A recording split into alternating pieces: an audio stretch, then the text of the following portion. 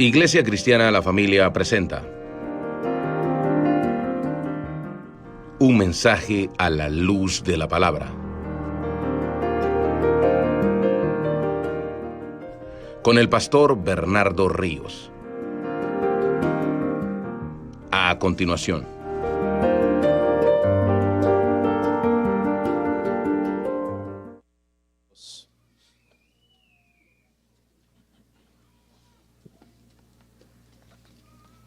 Marcos 1:2 dice la palabra así: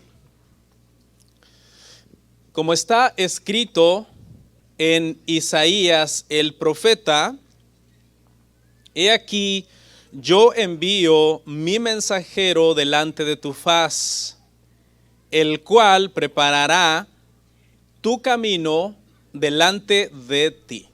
Vamos a orar, hermanos. Muchas gracias, Padre,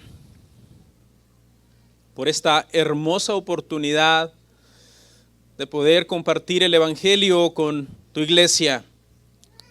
Ayúdanos, Señor, para poder aprender tu palabra y vivir de acuerdo a tu voluntad. Ayúdame a presentar este mensaje, que pueda ser claro, que podamos entender, que nuestras almas sean alimentadas, nuestras almas sean fortalecidas por el Evangelio, y solo tú, Señor, seas glorificado en este lugar. A tu nombre la gloria por todas las generaciones. Amén. Pueden sentarse, hermanos.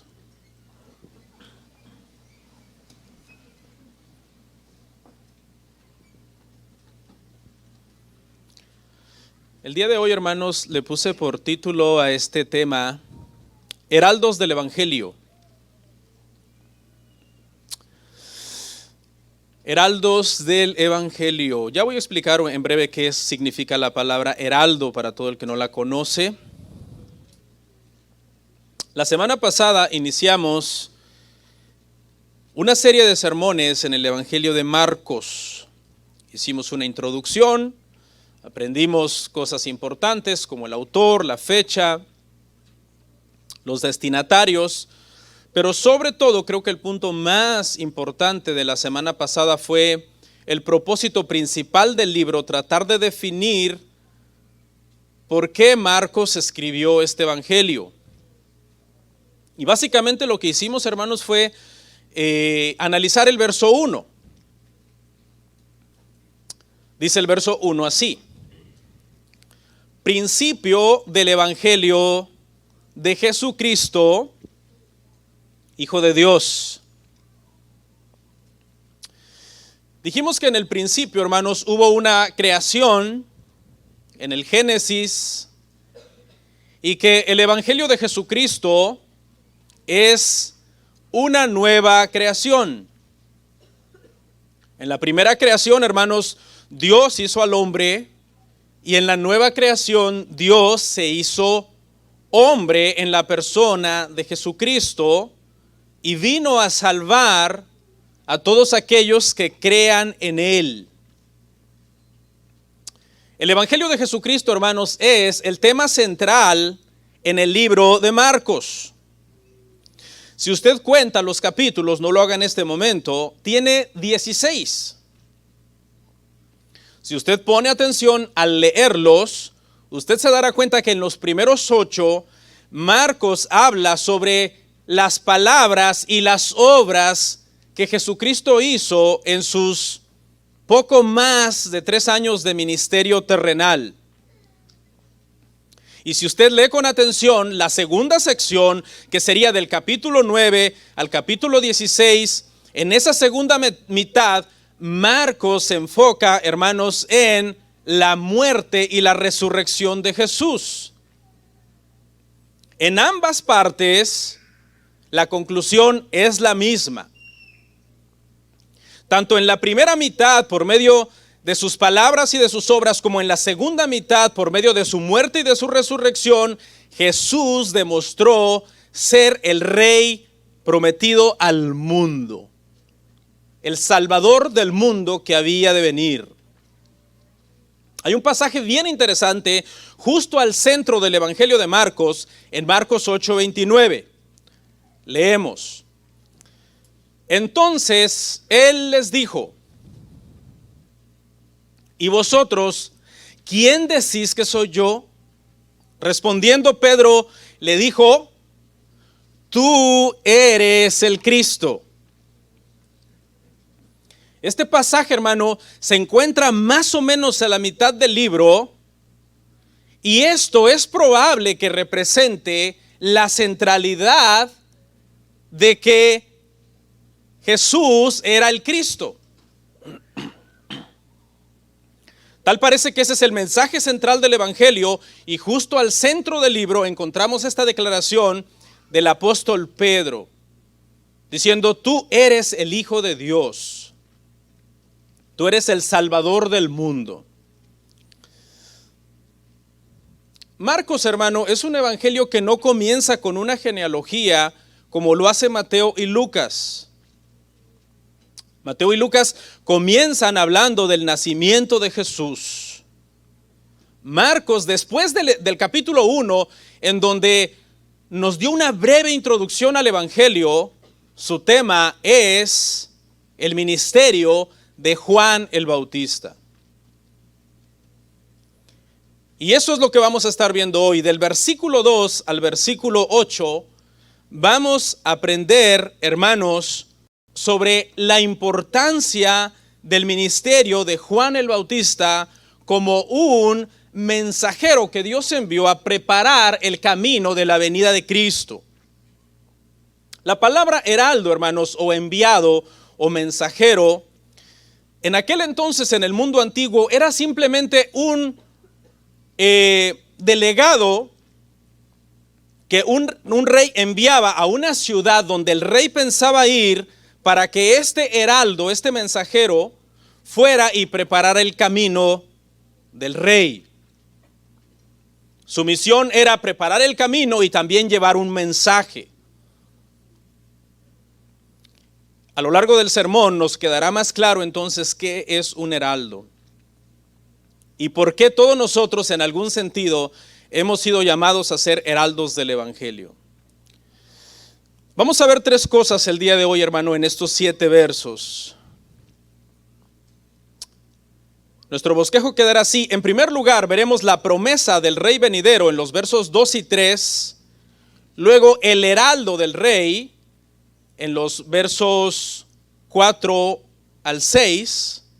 Y por último, la importancia de este rey sobre el cual se estaba preparando el camino.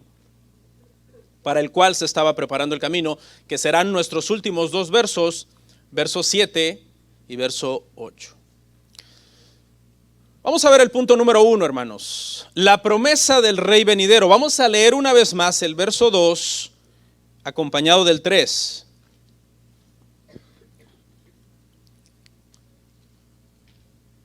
Como está escrito en Isaías, el profeta: he aquí yo envío mi mensajero delante de tu faz, el cual preparará tu camino delante de ti.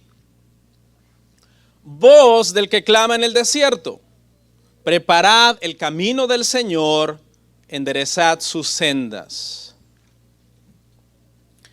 En esta serie, hermanos, me tomaré el tiempo de traer varias citas, algo que no hacía en series pasadas, porque hay cosas que van surgiendo a veces dentro del sermón expositivo, y yo en el pasado he tratado como de evitar meterle muchas citas, como para hacer aclaraciones, asumiendo, yo digo, esto los hermanos ya lo deben de saber, y me lo voy saltando y no traigo muchas citas.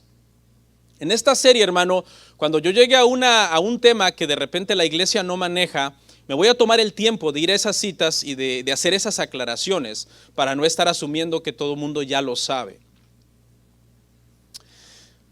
Analicemos ahí, hermanos, verso 2, como está escrito en Isaías el profeta. Acá tenemos que reconciliar, hermanos, un aparente conflicto. Y lo primero que le quiero decir, hermanos, es que teológicamente usted debe de saber lo siguiente. En la Biblia hay aparentes conflictos y hay aparentes contradicciones, pero no hay conflictos sin resolver y no hay contradicciones sin resolver. Por eso utilicé la palabra aparente. Si un día alguien, hermano, encuentra dos pasajes donde hay aparentemente una contradicción y lo quiere usar como un arma en contra del evangelio, usted debería de aprender a reconciliar esos dos pasajes, armonizarlos. Y aquí, hermanos, cuando Marcos nos cita a Isaías, nos encontramos con un aparente conflicto porque dice, como dijo el profeta Isaías, pero en el verso 2, a quien cita es a Malaquías 3:1.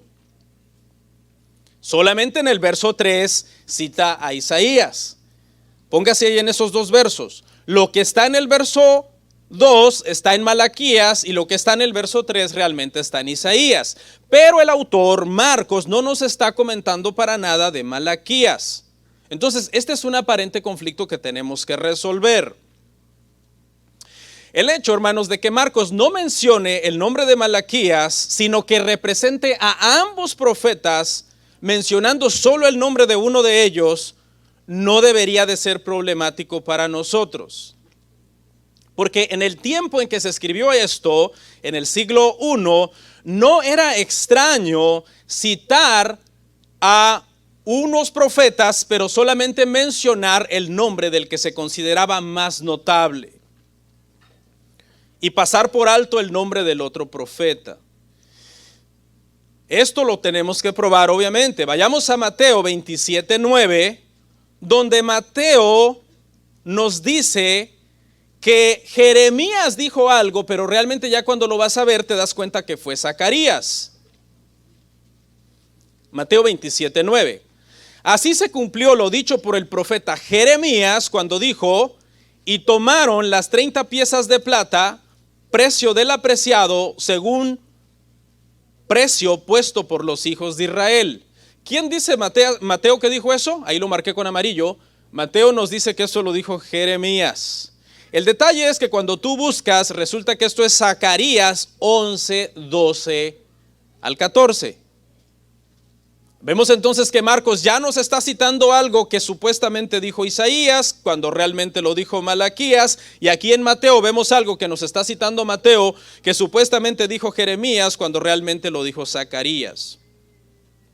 La explicación a estos temas, aparte de la que ya dije, que en aquel entonces era común citar dos profetas, o lo que dijeron dos profetas, pero solamente mencionar el nombre del más relevante, aparte de eso también se cree, hermanos, que Jeremías, por ejemplo, en este caso era el representante de todos los profetas, porque los judíos, hermano, dividen el Antiguo Testamento en tres secciones: la Torá, los profetas y los escritos, que es la palabra hebrea que utilizan Tanaj. Torá, la T, la N para Neviyin, que es profetas, y la terminación Tanaj con una K, ese es el sonido final, que es los Ketubín o los otros escritos. Entonces, dentro de la sección de los profetas, Jeremías era el profeta que representaba toda esa sección. Por lo tanto, cuando se mencionaba algún profeta, se podía decir que lo dijo Jeremías, porque se entendía que era el representante de una manera colectiva de toda esa sección de libros. ¿Estamos de acuerdo? Por ser el libro mayor. De hecho, no sé si sabe, Jeremías es el libro más grande de toda la Biblia. Usted me dirá, no, pastor, es Salmos, porque Salmos tiene 150 capítulos y Jeremías solamente tiene 52. El detalle es que cuando digo grande me refiero a palabra por palabra y letra por letra. Los versículos son larguísimos. Así que aunque tenga menos capítulos que Salmos, en realidad, palabra por palabra es más largo. Espero que esta explicación les suene aceptable para poder armonizar este aparente conflicto con el que estamos arrancando para analizar este versículo. Ok, pasemos ya entonces a lo que dijeron. He aquí, yo envío mi mensajero delante de tu faz, el cual preparará tu camino delante de ti. En el mundo antiguo, hermano, un rey siempre llegaba a un lugar, pero antes enviaba a un heraldo, un mensajero, una persona que iba por delante antes de que el rey viajara a esa ciudad, y su trabajo era preparar el camino para la llegada del rey. limpiaba los caminos, allanaba las sendas, hacía que el camino fuera transitable. Era una especie como de avanzada, un explorador en avanzada cuyo trabajo era darse cuenta y asegurarse que la ruta resultara segura para el rey. Voz que clama, dice, en el desierto preparad el camino del Señor, enderezad sus sendas. Esta es la parte que sí está en Isaías, ¿no? La parte anterior que acabo de mencionar ya dijimos que está en Malaquías. Marcos aclara en qué consistirá el trabajo de este heraldo. El trabajo de este heraldo no es un trabajo físico en sí. No es que va a ir con herramientas, maquinaria, machetes a cortar la maleza, con palas y picos a enderezar el camino, a asegurar las veredas para que sean transitables para el rey. El trabajo de este heraldo del que estamos hablando aquí consiste en una proclamación de un mensaje. Él no va a ir a quitar los obstáculos del camino físico, de los caminos físicos que hay o que había en Israel en ese momento. Él va a ir a quitar los obstáculos espirituales de dureza en el corazón de muchas personas, de incredulidad que había en la vida de muchos de ellos. En eso consiste su trabajo, en llegar a ese lugar y proclamar un mensaje. El heraldo preparaba el camino, el enviado, el mensajero preparaba el camino, y como heraldo llegaba a un lugar público donde el pueblo y se paraba y gritaba en alta voz un mensaje de parte del rey. El heraldo solo ponía la voz, no ponía el mensaje. Por eso es que Juan el Bautista es una voz que clama en el desierto, pero no es en sí el dueño del mensaje. Era una especie solamente como de parlante del rey. Tenía que ser fiel a lo que el rey había mandado decir a ese pueblo. Y gritaba con todas sus fuerzas: así dice el rey, delante del pueblo. Por lo general siempre era en el contexto de guerra. Siempre era un mensaje en el contexto de victoria militar, en el contexto de conquista de una ciudad, en el contexto de extender el perdón a la ciudad si hacían lo que el rey estaba demandando, o de amenazar a la ciudad con destrucción si la ciudad no se quería someter a los edictos del rey. Cuando este heraldo era rechazado, por lo general la ciudad era destruida. El rey mandaba al heraldo y les decía: voy a llegar, quiero negociar con ustedes, esto es lo que demando como rey. Si ustedes no quieren seguir estas reglas, serán destruidos. Hoy en día, los que predicamos el evangelio, hermanos, somos heraldos en este sentido. Debemos llamar a la gente al arrepentimiento. Debemos llamar a la gente a ponerse a cuentas con el rey, a enderezar las veredas torcidas por las cuales muchos de ellos andan, siguiendo su corazón. Un corazón que resulta engañoso, que resulta contrario a la voluntad de Dios. El heraldo debe de ser una persona que con pasión y que con fervor llama a la gente a darle la espalda al pecado y volverse a Dios, volverse al rey. Los que predicamos deberíamos de gritar más o menos algo así. Isaías 1:18. Venid luego, dice Jehová, y estemos a cuenta. Si vuestros pecados fueren como la grana, como la nieve serán emblanquecidos. Si fueren rojos como el carmesí, vendrán a ser como blanca lana. No quise poner los versículos que siguen, pero usted los conoce. Mas si no quisiereis y no oyereis y fuereis rebeldes, seréis destruidos a espada, porque la boca de Jehová lo ha dicho. Si ve, hay un ofrecimiento. El heraldo grita: así dice Jehová, así dice el rey, vengan, estemos a cuentas. Si ustedes han pecado, yo voy a perdonar sus pecados.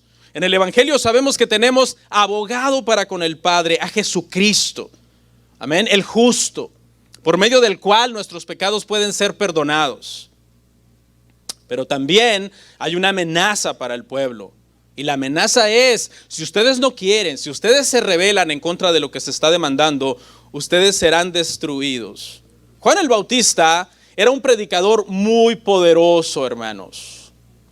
Cuando ese hombre clamaba en el desierto, en ese desierto donde quizás también aullaban los coyotes y gritaban las fieras, la voz de Juan el Bautista opacaba todas esas fieras, mandando el mensaje de Dios: arrepentíos y convertíos. Era un mensaje duro. Mire lo que dice Mateo capítulo 3 versículo 7. Al ver que muchos de los fariseos y de los saduceos venían a su bautismo, les decía: generación de víboras, ¿quién os enseñó a huir de la ira venidera? Notemos muy bien que Juan el Bautista está llamando generación de víboras a falsos creyentes, no a los hijos de Dios. Los hijos de Dios no pueden ser generación de víboras. La generación de víboras son hijos del diablo, porque el diablo es una víbora y da a luz víboras. Entonces queremos matizar esto para que no digan: ay, fue a la iglesia el domingo y el pastor me llamó víbora. No. Yo aclaré que el Señor llama víboras a los falsos creyentes. Entonces yo no te estoy llamando a ti víbora, ya te lo dejo de tarea que tú te analices si eres creyente o no. Y que tú digas: ah, bueno. Así que si usted es cristiano, no se sienta mal. Juan el Bautista hoy sería llamado un predicador imprudente, un predicador legalista, un predicador sin tacto, un predicador sin amor por la gente. No era falta de amor lo que le hacía clamar a Juan el Bautista este mensaje, era amor por las almas, para que vinieran y pudieran ser perdonados.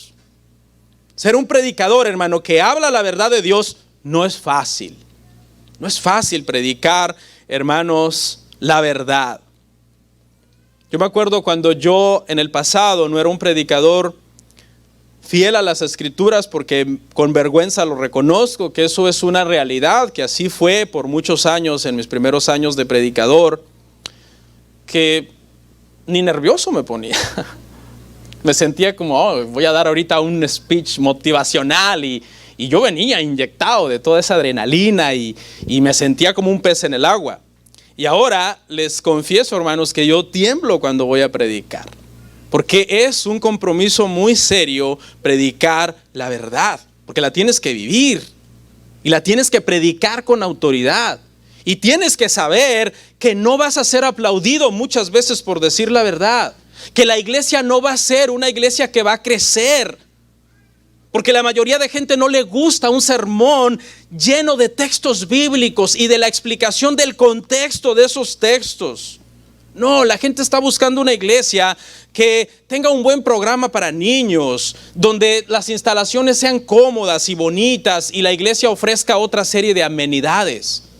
Entonces, cuando vas a predicar como Juan el Bautista la verdad, como un heraldo del rey, y que tienes que ser fiel a ese mensaje, aunque a ti no te guste, pero obviamente uno debe amar la palabra de Dios, debes saber que la iglesia no va a ser de esas iglesias que crecen, que la gente va a llegar y tras oír un sermón expositivo van a decir: qué aburrido, tanto texto, tanto contexto. La gente prefiere un sermón teatralizado. No sé, quizás si me disfrazo del Chavo del Ocho y les hago una obra de teatro, les guste más. Un expositor de la Biblia, hermanos, es visto como un mal pastor. Es visto como alguien que no tiene creatividad. Dice: uy, qué flat estuvo ese sermón. El pastor no le echa creatividad, no le echa pimienta. Como diría un mexicano, no le pone salsa a los tacos. Incluso muchos se duermen mientras uno predica. Sermón expositivo le parece aburrido a quien no ha desarrollado el buen gusto por la palabra de Dios. Pero Juan gritaba con autoridad en el desierto: arrepentíos y convertíos. Y la última parte, hermano, del verso 3, mejor dicho, la parte al principio del verso 3, dice: preparad el camino del Señor. Ese texto es Isaías 43. Si usted abre su Biblia, no lo haga ahorita, pero si usted lo abre después, Isaías 43 dice: preparad el camino de Jehová. El mensajero que iba a ser enviado iba a ir a preparar el camino de Jehová. La palabra hebrea Yahweh, el nombre de Dios, el nombre del pacto, el nombre del Dios verdadero. Por ende, ¿qué podemos deducir aquí, hermanos? Si Juan el Bautista fue a preparar el camino de Jehová y vemos que el camino de quien está preparando es el camino de Jesús, ¿qué es lo que podemos deducir? Que Jesús es Dios. No se necesita ser un genio para hacer la conexión. La profecía hablaba de un heraldo que iba a ir a preparar el camino de Jehová, y ahora viene Juan el Bautista y prepara el camino para Jesús. Entonces Jesús es Dios. Muchos dicen, ¿dónde está en la Biblia que Jesús es Dios? Por todos lados, por todos lados. Ya sabe, el típico argumento de los musulmanes, por ejemplo. Jesús nunca dijo él directamente ser Dios. Si tú me muestras un versículo donde directamente él dijo, yo soy Dios, yo creeré. Está lleno de mensajes y de versículos que por inferencia nos llevan a una conclusión lógica. Él es Dios. Es un misterio, obviamente, porque es Dios verdadero y verdadero hombre también. Es un misterio. Hay cosas, hermano, en la teología que uno las tiene que entender para creerlas. ¿Ok? Usted las tiene que entender y entonces las cree. Usted dice, wow, ya. Pero hay misterios, y los misterios es al revés. Los misterios primero tienes que creerlos, porque la Biblia los dice, y después los entenderás. Y no es que los vas a entender con el intelecto, sino que los vas a entender espiritualmente. Nuestro punto 2, hermanos, se titula El heraldo del rey, versos 4 al 6. El heraldo del rey. El heraldo del rey, Marcos 1, 4 al 6. Bautizaba Juan en el desierto y predicaba el bautismo de arrepentimiento para perdón de pecados, y salían a él toda la provincia de Judea y todos los de Jerusalén, y eran bautizados por él en el río Jordán, confesando sus pecados. Y Juan estaba vestido de pelo de camello y tenía un cinto de cuero alrededor de sus lomos, y comía langostas y miel silvestre. Aquí ya se nos dice el nombre, ¿no?, del enviado. Primero en los versos 2 y 3 se habla simplemente de esa voz que iba a ir, iba a clamar en el desierto. Ahora se nos dice el nombre. Y el nombre de Juan es interesante, ¿no? Yohanan en el hebreo significa misericordioso. Dios es misericordioso. Puede significar también Dios es gracia, ¿ok? Y es un nombre que habla de un atributo de Dios, que Él es misericordioso, y el título Bautista obviamente es lo que lo identificaba a Él de otros Juanes, lo que lo separaba de otros Juanes. El nombre de Juan era común en el siglo I. El autor de Marcos se llamaba ¿cómo? Juan, en realidad ese era su nombre. Había muchísimos Juanes, entonces el Bautista es lo que lo distingue de todos los demás Juanes. Juan el Bautista, hermanos, no fue cualquier persona. Fue el último profeta del antiguo pacto. Aquí hay una curiosidad, ¿no? Porque ¿dónde encontramos el antiguo pacto? En el Antiguo Testamento, ¿verdad? Sin embargo, el último profeta del antiguo pacto no aparece en el Antiguo Testamento. ¿Dónde aparece? En el Nuevo Testamento. Porque el nuevo pacto no empieza en Mateo 1:1, comienza hasta que Jesús va a la cruz y dice consumado es. ¿Ok? Por eso es que Juan el Bautista, aunque está en el Nuevo Testamento, todavía aparece en el contexto del antiguo pacto. No es cualquier hombre. Jesús dijo de él que era el profeta más grande, escuche, de todos los nacidos de mujer. Pensemos en 3 profetas grandes del Antiguo Testamento, nacidos de mujer. Moisés, por medio de quien Dios dio la ley. ¿Y qué le parece Isaías, el profeta mesiánico por excelencia, quien nos habló de Cristo y nos dijo muchas cosas del Mesías que había de venir? ¿O qué le parece si hablamos de Elías, el poderoso profeta Elías, que decía, si yo soy profeta del Señor, que descienda fuego y te consuma? Y fuego descendía. El profeta de fuego, profeta de poder.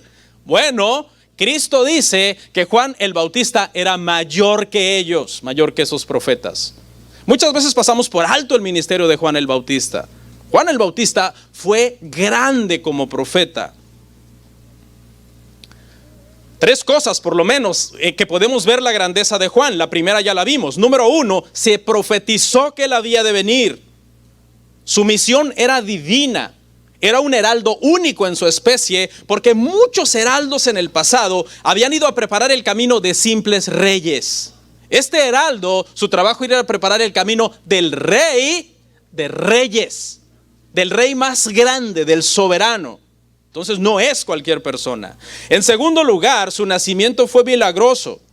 Lucas 1:7 nos dice que sus padres eran ya ancianos y Elizabeth, su madre, era estéril, no podía tener hijos. Su concepción y nacimiento, su advenimiento fue milagroso entonces. Y tercero, fue el profeta verdadero o el primer profeta verdadero que apareció después de 400 años de silencio. Porque recuerda, hermano, que teológicamente entre el Antiguo Testamento y el Nuevo Testamento hay un periodo que se conoce como el periodo intertestamentario, que muchos le llaman el periodo del silencio. ¿Ok? Entonces, cuando termina el Antiguo Testamento, hay 400 años de silencio y Juan el Bautista es el que Dios usa para romper ese silencio y clamar, alzar su voz en el desierto. Y su mensaje es muy peculiar, porque su mensaje es: detrás de mí viene uno, ya vamos a llegar a esos versos, del cual yo no soy digno de desatar las correas de su calzado. Sin embargo, déjeme decirle que en el mismo verso que Jesús dijo que Juan el Bautista era el profeta más grande de todos los nacidos de mujer, también Jesús hizo una aclaración muy interesante. Y la aclaración que Jesús hizo es: sin embargo, yo les digo que el más pequeño en el reino de Dios es mayor que Juan el Bautista. Reconcílieme esos versos. Es muy sencillo. Lo que Jesús está diciendo es, hermano, que lo importante en el reino de Dios no es ser nacido de mujer, sino ser nacido de nuevo. Y eso es el mensaje del Evangelio. Cuando Jesús hace esa aclaración y dice: Juan el Bautista es el profeta más grande de todos los nacidos de mujer, mas yo os digo que el más pequeño en el reino de los cielos es más grande que Juan el Bautista, te está diciendo que el nacimiento natural por el que todos pasamos en esta tierra en sí no es el nacimiento más importante, sino el nuevo nacimiento, que es por medio de lo cual nosotros podemos entrar al reino de Dios. Dice el pasaje: Juan bautizaba ¿dónde? En el desierto. Mientras que los fariseos, los escribas, estaban en la ciudad, en donde fueran vistos, en las fiestas, sentándose en las primeras sillas. No es para ustedes los que están en las primeras sillas, es para aquellos que estaban allá tratando de ganar pleitesía, haciendo largas oraciones en las esquinas para ser vistos por los hombres y ensanchando sus filacterías y los flecos de sus mantos para que los demás los honraran. Juan el Bautista estaba lejos de todo eso, alejado del bullicio de la sociedad, de los placeres carnales que él podía darse y que muchos de ellos son legítimos y uno se los puede dar sin ningún problema, pero él estaba en un estado de austeridad, de ascetismo, lejos en el anonimato. El desierto, hermanos, tenía una gran importancia para los judíos. El hecho de que Juan esté predicando en el desierto no es una casualidad, es de alguna manera un recordatorio a todos los israelitas.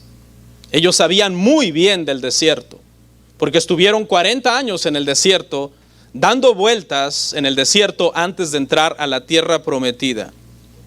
Lo que Juan el Bautista está diciendo: para que puedan entrar a la verdadera tierra prometida, que es el cielo, de lo cual Canaán era solo una sombra, nos dice Hebreos 4, ustedes tienen que volver al desierto, volver a salir. Y de la forma que cruzaron el Mar Rojo para escapar del faraón, tienen que volver a pasar por las aguas para escapar del pecado, para poder ser salvos. Ese es todo el mensaje que está implicando aquí Juan el Bautista. Moisés tomó a Israel de Egipto, los sacó de la nación, los llevó por el desierto, cruzaron el Mar Rojo y estuvieron a salvos. Finalmente lograron entrar a Canaán. Pero ahora tienen que volver a salir de la ciudad. Tienen que volver a pasar por las aguas para poder ser salvos verdaderamente. y predicaba el bautismo de arrepentimiento para perdón de pecados. Usted sabe que históricamente los judíos bautizaban a prosélitos gentiles. Cuando un gentil se convertía al judaísmo, estos judíos los bautizaban a estos gentiles y se jactaban. Dice que se jactaban de cruzar el mar y de ganar a un prosélito, pero lo hacían doblemente merecedor del infierno. Juan les está diciendo a los judíos: ustedes que bautizan prosélitos gentiles, se tienen que bautizar también.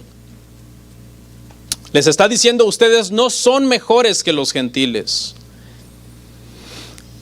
Los confronta directamente con su hipocresía religiosa, porque acuérdese que si un pecado era grave, hermanos, en el siglo I, cuando vino Jesús, era la hipocresía de esos religiosos. Ellos decían: nosotros somos hijos de Abraham, nosotros estamos bien. Dependían muchísimo de su conexión étnica con Abraham. Era un orgullo para ellos decir: yo soy hijo de Abraham. Y mire lo que les dice Juan el Bautista a ellos en Lucas 3:8. Haced pues frutos dignos de arrepentimiento, y no comencéis a decir dentro de vosotros mismos: tenemos a Abraham por padre, porque os digo que Dios puede levantar hijos a Abraham aún de estas piedras. Jesús dijo esto, ¿no? En vez de jactarse de ser descendientes de Abraham, lo que se requería en sí era un arrepentimiento de corazón. La conexión con Abraham externamente, por genética, por etnia, no salvaba. Su corazón estaba lejos de Dios. Practicaban las leyes farisaicas solamente de una manera externa, sin amar verdaderamente a Dios, sin amar verdaderamente al prójimo. El evangelio demanda arrepentimiento. La palabra es interesante, es metanoia, y significa darle la espalda al pecado y caminar hacia Dios. Juan el Bautista les está diciendo a todos estos israelitas que los está llamando a bautizarse, a confesar sus pecados y arrepentirse. Toda la religión judaica que ustedes practican no les da salvación. Es una cuestión interna del corazón. Y salían a él toda la provincia de Judea y todos los de Jerusalén, y eran bautizados por él en el río Jordán. Escuche, confesando sus pecados. Había muchos israelitas que reconocían que ser hijos de Abraham no era suficiente. La conciencia los acusaba. Había pecado en ellos. Eran bautizados, confesaban sus pecados y eran bautizados. El bautismo marcaba la profesión externa de un arrepentimiento interno. Primero sucedía algo en su corazón al ser confrontados por Juan. Es verdad, somos pecadores. Confesaban sus pecados y eran bautizados entonces. El bautismo no producía el perdón de los pecados. No. El bautismo era solamente un símbolo externo de un arrepentimiento interno que se estaba dando en el corazón de ellos. Y eso es el bautismo, hermanos, a los que piensan bautizar. No es un poder en sí en el agua, como piensan los católicos, ¿no? Que por ejemplo el bautismo infunde una cierta gracia, el ritual en sí mismo, por estar siendo oficiado por un sacerdote católico. Realmente en las escrituras no encontramos eso. En las escrituras lo que encontramos es que debe de haber confesión del pecado, arrepentimiento del pecado, y entonces es que nosotros nos bautizamos para probar externamente algo que ha sucedido en nuestro corazón. Y Juan estaba vestido de pelo de camello y tenía un cinto de cuero alrededor de sus lomos y comía langostas y miel silvestre. Vea la forma de vida austera del profeta, hermano. Una ropa incómoda. ¿Quién quiere, hermano, unos vestidos de pelo de camello y estar comiendo insectos? La miel se la paso. Pero Juan no le importa la moda, ¿no? Juan lo que le importa es la durabilidad. Aquí en este desierto, ¿qué es lo mejor? Una ropa de pieles de camello, olía a camello. Eran prendas por lo general incómodas. Dice que la tenía ceñida con un cinturón de cuero alrededor de los lomos. Y esto, cuando alguien estaba leyendo esto, inmediatamente venía a su mente un profeta. ¿Qué profeta era? ¿Quién se vestía así? Elías. El que ha leído la Biblia sabe que Elías se vestía así. Y cuando Marcos está describiendo a Juan el Bautista cómo estaba vestido, inmediatamente en la mente del conocedor dice: ese es Elías. Mire lo que dice Segunda de Reyes 1:8. Y ellos respondieron: un varón que tenía vestido de pelo y ceñía sus lomos con un cinturón de cuero. Entonces dijo: es Elías Tisbita. Y no es casualidad esta mención y esta conexión. No es casualidad. ¿Por qué?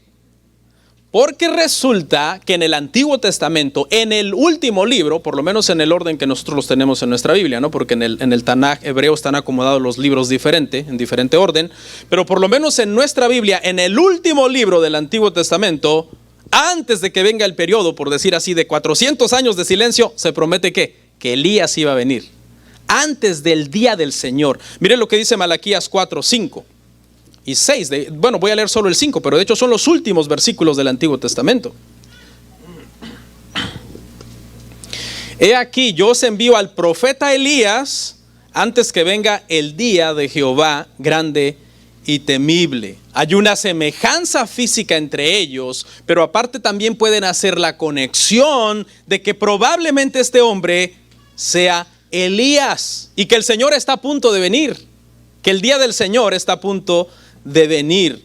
Jesús reconoció estas semejanzas y lo voy a leer y luego vamos a hacer unas aclaraciones aquí. Mateo 11:12 al 14 dice: desde los días de Juan el Bautista hasta ahora, el reino de los cielos sufre violencia y los violentos lo arrebatan. Porque todos los profetas y la ley profetizaron hasta Juan, y si queréis recibirlo, la parte que marqué en amarillo, él es aquel Elías que había de venir.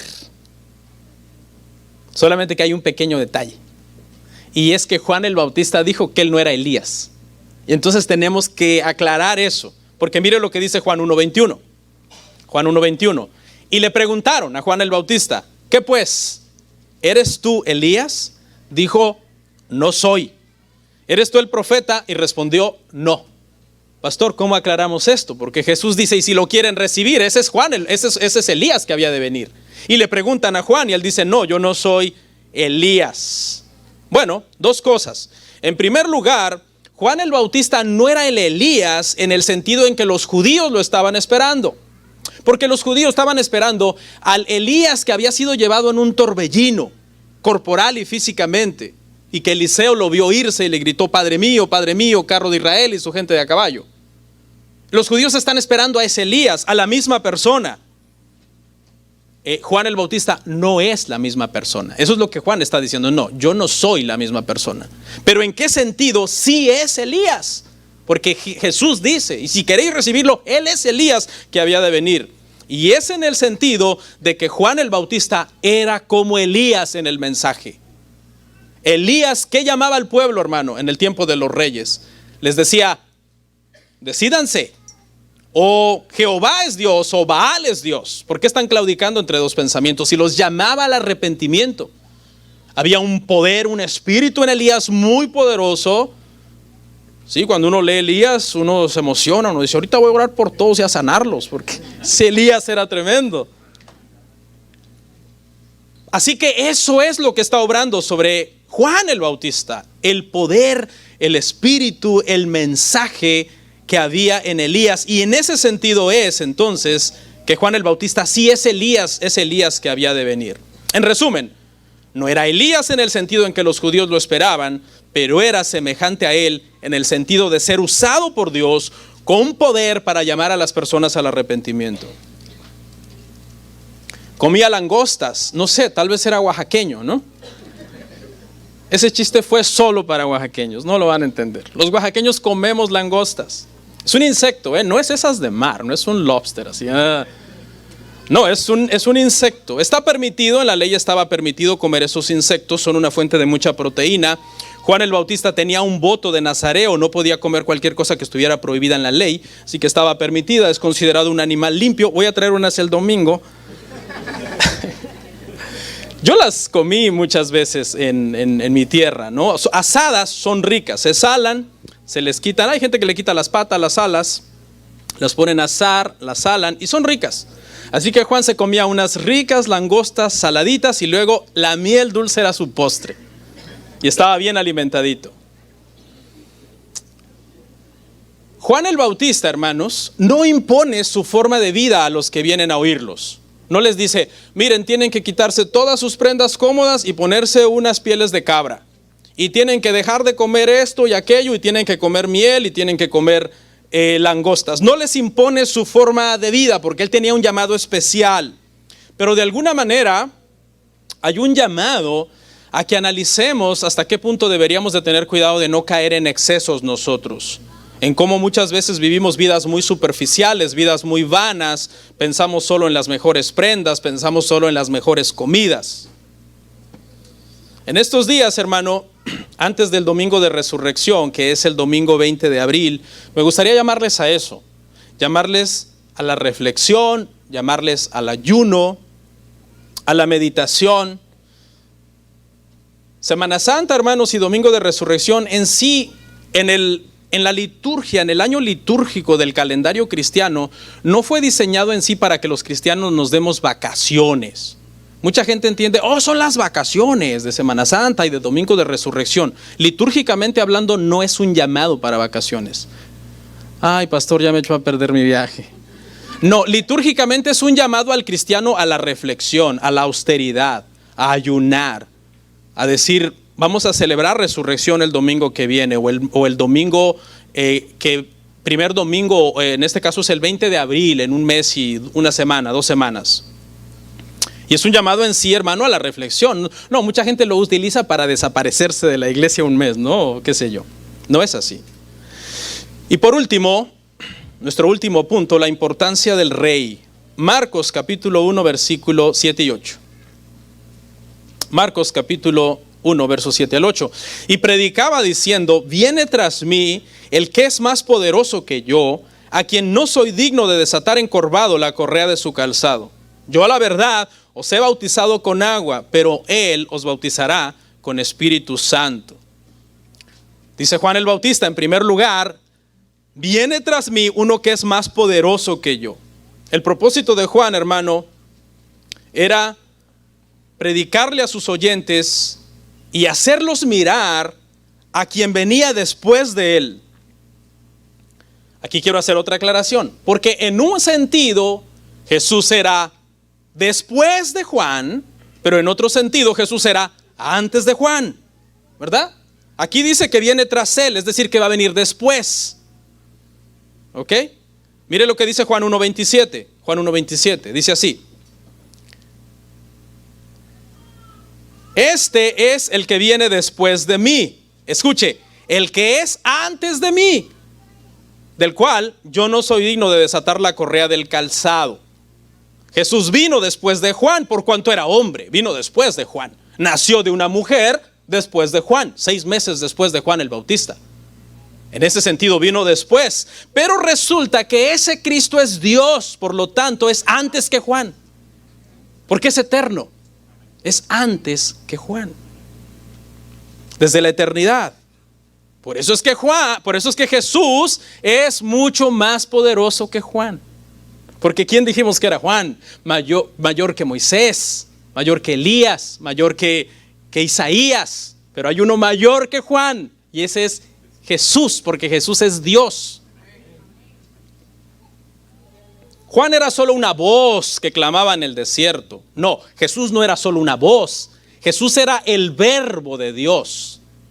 El verbo de Dios. Había una diferencia abismal, hermano, entre ellos. Juan era una luz pequeña que señalaba un punto. Esa luz decía, ese es el camino, a él síganlo. Jesús no era una pequeña luz, Jesús es la luz del mundo. En una analogía, Juan el Bautista sería una pequeña lámpara de mano y Jesús es una luz que brilla con más poder que 1000 soles. Esa es la diferencia entre ellos dos. Juan vino a preparar el camino, él no era el camino era Cristo. Vino a señalar el camino y luego tenía que hacer ¿qué cosa? Quitarse del camino. Por eso fue que en un momento determinado él dijo, es necesario que él crezca y que yo mengüe. Y en ese momento la mayor parte de los seguidores de Juan, ¿qué hicieron? Se fueron con Jesús. porque Él era en realidad a quien habían que seguir. Hubo gente, hermanos, seguidores de Juan, que no entendieron eso. Si usted lee Hechos 19, del 1 al 4, años después, cuando ya Cristo había resucitado de entre los muertos, había seguidores de Juan que no eran cristianos. Se quedaron siguiendo a Juan y dijeron: no, nosotros no sabemos del bautismo del Espíritu Santo, solamente conocemos del bautismo de Juan. Y le dijeron: no, ustedes tienen que bautizarse correctamente, porque ese no es el bautismo. El bautismo cristiano es el bautismo de Cristo, en el nombre del Padre, del Hijo, del Espíritu Santo. Según historiadores, todavía en el siglo II de la historia de la iglesia, había seguidores de Juan que no eran cristianos. Se volvieron una secta en un sentido. Pero Él no era el camino, Él vino a señalar el camino. El camino es Cristo,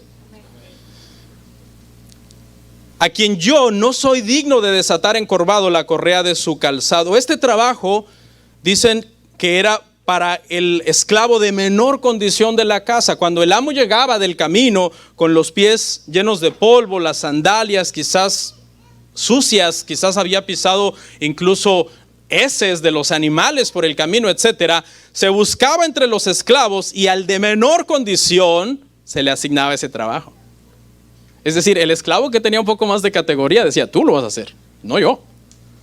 Y Juan el Bautista dice: yo no soy digno ni siquiera de hacer el trabajo de los esclavos que son de los de menor condición en una casa. Juan el Bautista está tratando de distanciarse él mismo de Jesús, como diciendo: en ningún momento me miren a mí. Eso es un heraldo del Evangelio. Un heraldo del Evangelio es un eco que solamente repite lo que Dios le dice. Solamente es una voz que tiene que hablar lo que Dios ha dicho.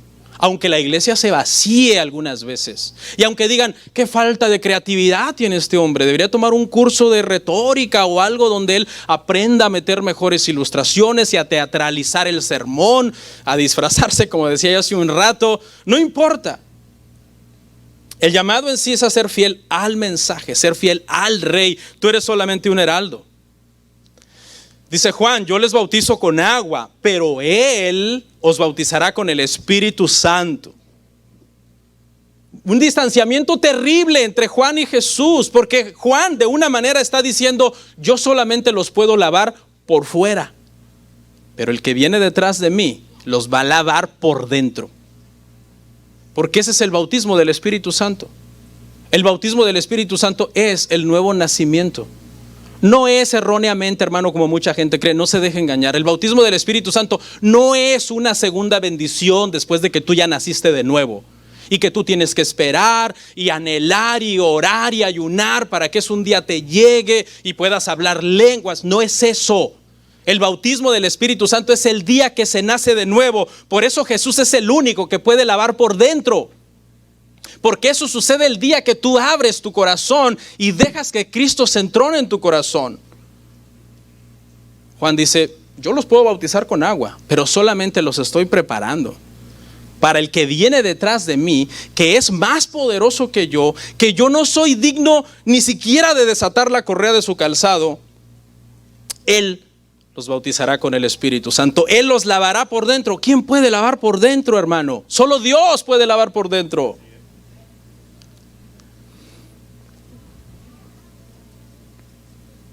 Esta es, hermano, la transformación que nos ofrece el Evangelio. En resumen, este heraldo vino a preparar el camino para el Rey. Ese Rey era el esperado Mesías, pero ese Mesías es Dios. Su reino es de perdón, viene a ofrecer salvación. Los que se arrepienten y confiesan sus pecados son sellados con el Espíritu Santo para siempre y son hechos suyos para siempre. El grito, hermano, de todos nosotros como heraldos del Evangelio debería de ser lo mismo que está diciendo Juan el Bautista: crean, confiesen sus pecados, arrepiéntanse, sean bautizados, escapen de la ira del Rey, porque si no, vendrá destrucción. Hermanos, si tú no eres cristiano, arrepiéntete y cree. Conviértete, sé bautizado, porque es la forma de escapar de la ira venidera. Vamos a orar, hermanos.